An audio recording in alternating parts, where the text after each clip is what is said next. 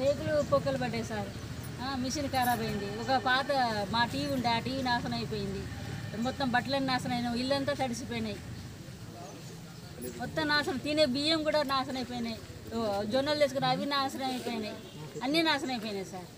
ఏమి లేవు ఇంట్లో. ఇంత రౌతులతో నాకు రేకులు మొత్తం మా ఇంటి మీద అయిపోయింది.